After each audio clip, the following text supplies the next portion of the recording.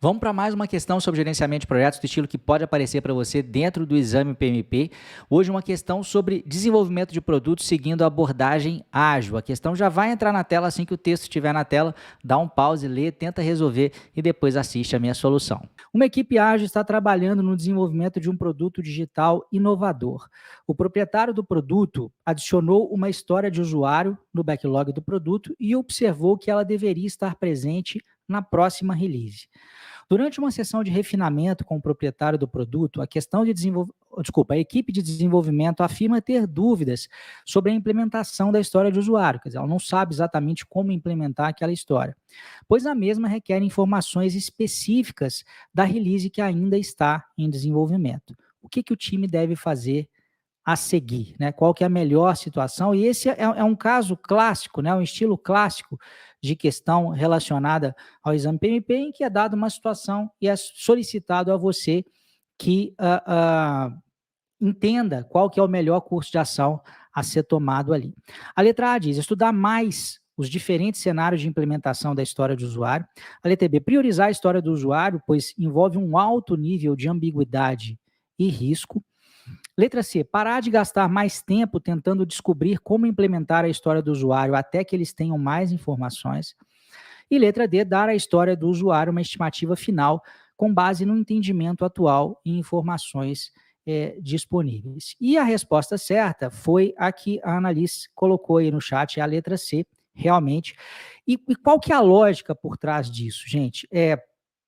Essa é uma questão que envolve agilidade, né? E pelo menos 50% do exame PMP hoje tem uma ligação com a agilidade. E o que acontece, né? A agilidade deriva muitos conceitos do Lean, da Lean Management, né? da gestão Lean. E um desses conceitos é esse aí, tá em inglês, mas eu vou aqui repassar com vocês. Decide as late as possible, ou seja, decida tão tarde quanto possível, ou que eles costumam chamar de last responsible moment. É o último momento possível. Não há por que você tomar decisões antes de você ter as informações necessárias, né?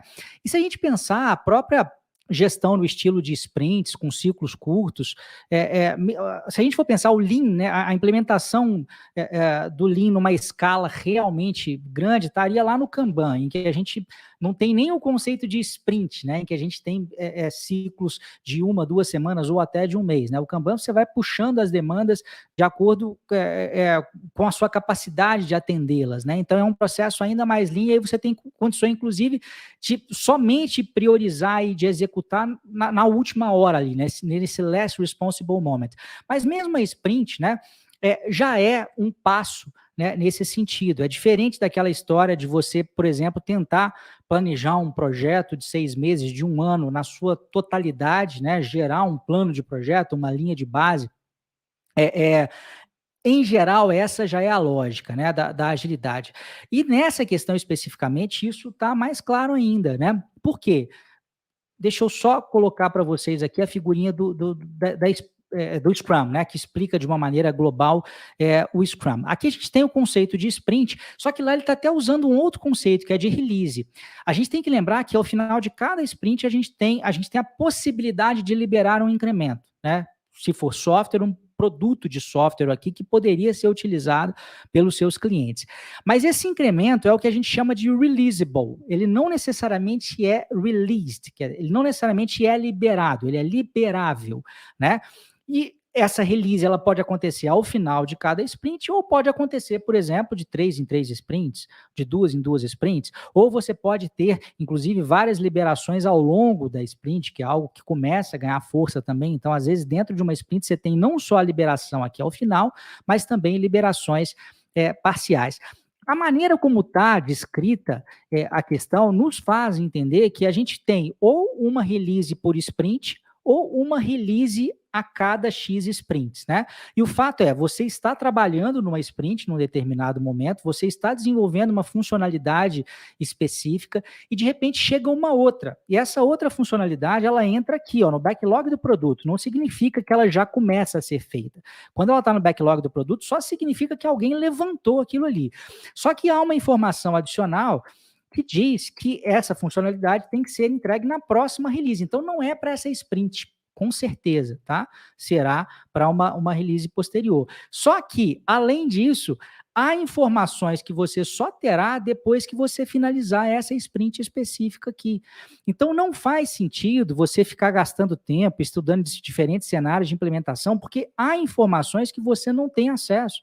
E não adianta. É a tal da incerteza que a gente fala. A gente precisa cumprir um passo agora para ter visibilidade para o próximo passo.